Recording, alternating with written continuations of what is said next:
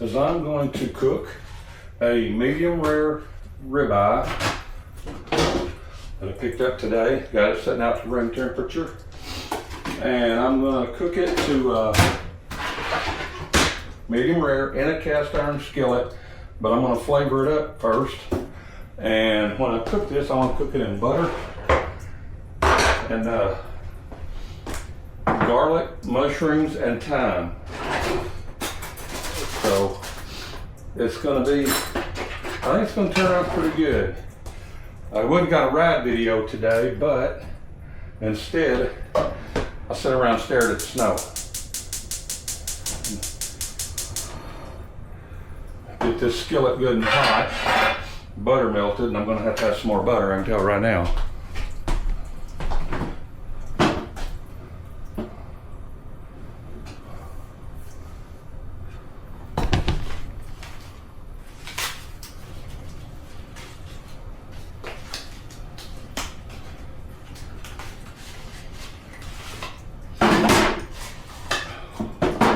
I keep salted butter. I don't use margarine. I have not used margarine in many years. And it's because I've ran across so many recipes over the years that call for butter, not margarine. So therefore, I don't buy margarine. And get my vegetables and stuff over here started. Starting with garlic. Get it started and cooking down with the butter.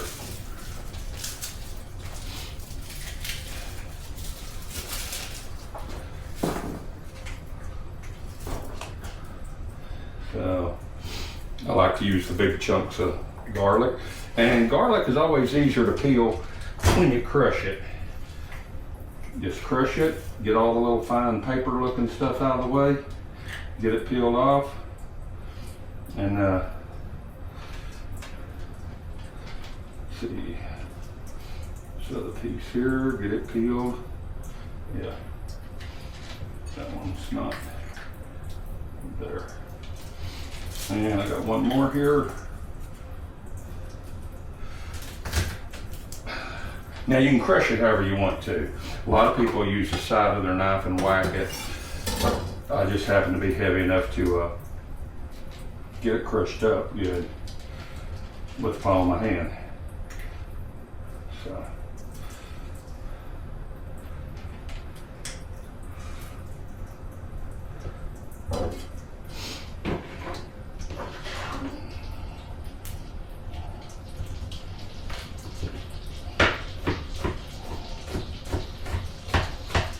I like to have it chopped pretty fine. And believe it or not, a lot of people don't know this, garlic will actually, depending on how coarse or how rough it is, how coarse or how fine you chop it, will actually add a sweetness to it. I don't want that butter to get real hot just yet. Turn that down low. Get that in there and get it started.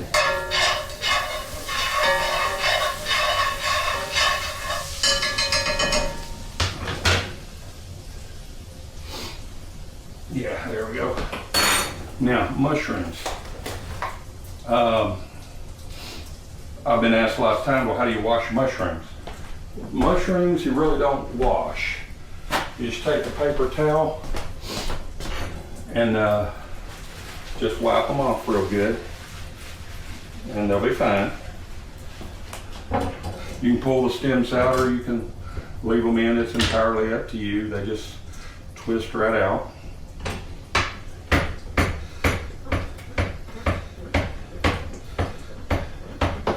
I like them cut pretty thin.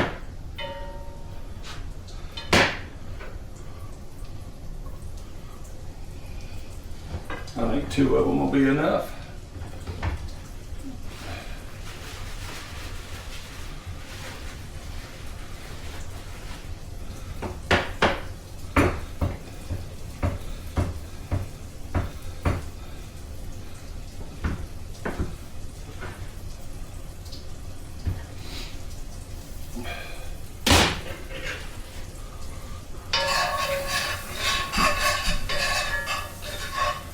those, and the reason it's down low is it's gonna let the garlic cook without burning, and the mushrooms cook in good.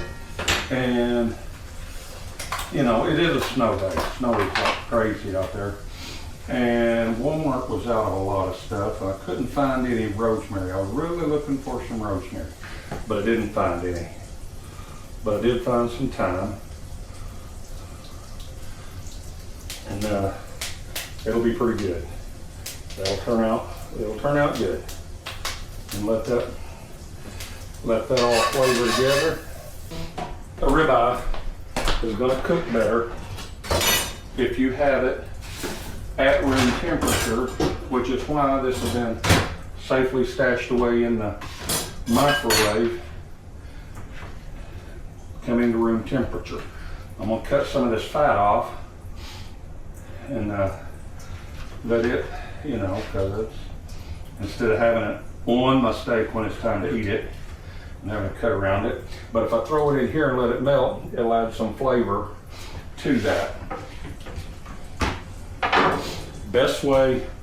The best thing I have found to put on a steak as far as seasoning is actually salt and pepper.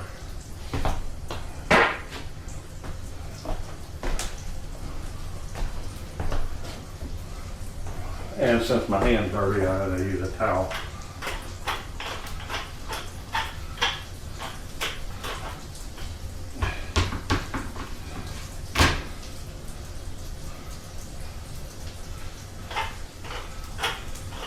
Got to refill my pepper grinder too.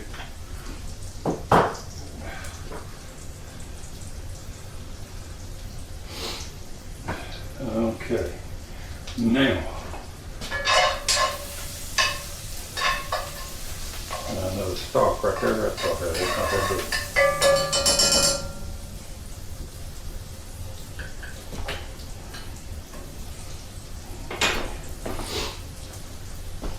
Let that melt down.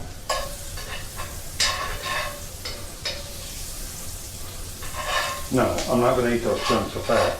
They're just in there. Add flavor to the steak while it cooks.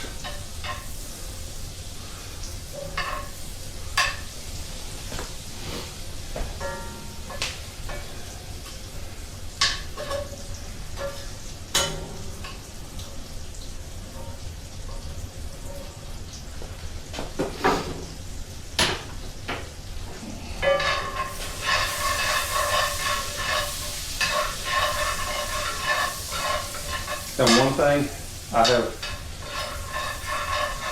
you know, I've watched a lot of people do this. I've heard got a lot of advice. That's how you learn to cook.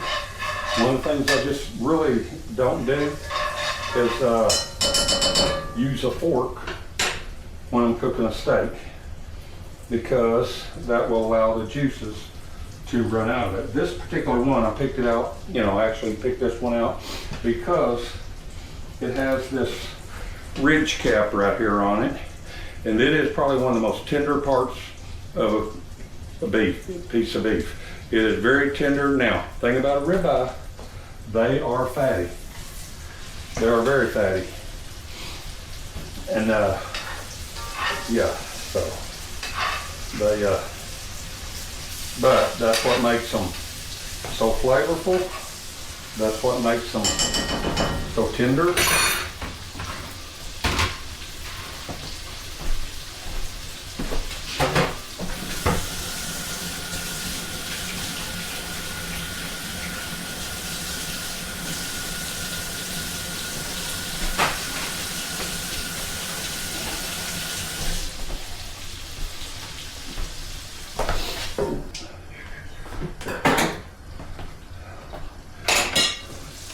And the best way to get flavor on that is to constantly tilt it up and braise it with the butter.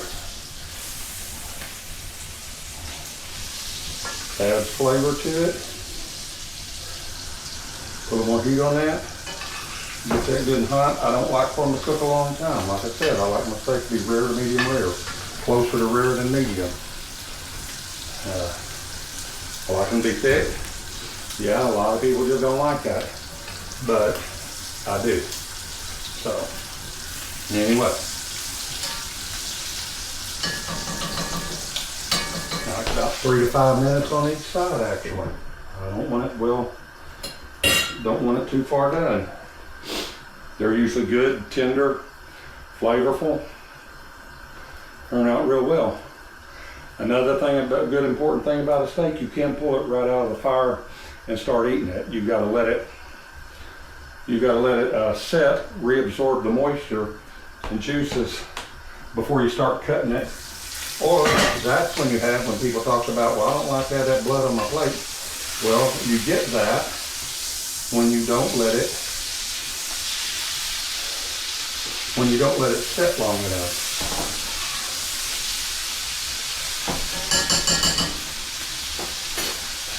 I haven't used a cast iron skillet in a long time.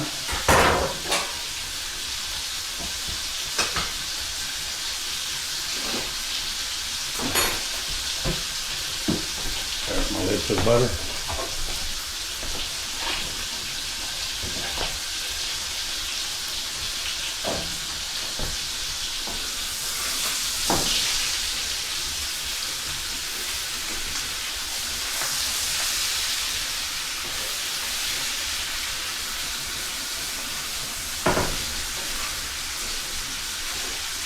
And by keeping that juice, that butter, melted butter and flavor and all that up on top of the steak, it keeps it from getting dry on the top.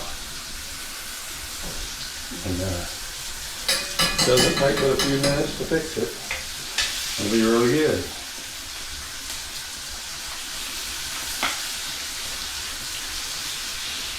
Still pretty tender. Always the best way to tell how you like your steak is if you move your fingers across rare, medium well, and well done. It also tells you how tough your steak's getting.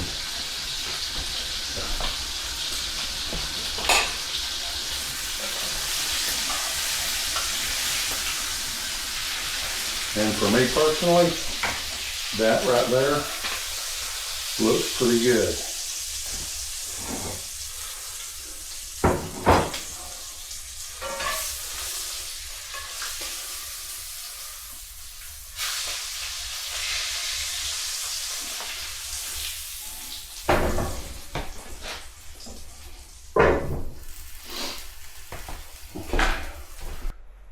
There's two things that really go well with a good steak. One, a good dark beer.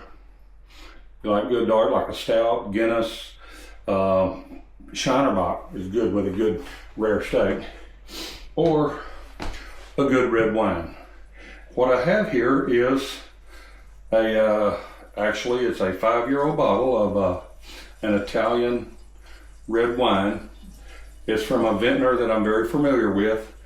And it's usually very good. I've not had this particular variety, but I've had several from this vintner and they've been very good, white and red. The neat thing about this one, ordinarily you would get out your wine opener and yeah, you pop it open, this works. I'd love to show you the best way to use this. However, this particular vintner does not use a cork per se, but uses a, this is gonna blow your mind, it's not a screw cap either. So, it's one of those you just rarely see unless you get into areas where they serve a lot of Italian wines and have this particular vintner, but it is actually a glass plug. It works really well. Keeps the wine well. It's got a silicone ring around it. Like I said, I've had several bottles of wine from this particular vintner, and I really like Italian wines. They're very fruit forward. So anyway, so we're fixing to sit down, have a steak, and just to show you how this turned out is rare, just the way I like it. See how tender that ridge cap piece is? It just falls apart, melts in your mouth. So that's the quick and easy way to fix a steak inside on a snowy day in a cast iron skillet. Thank you for watching.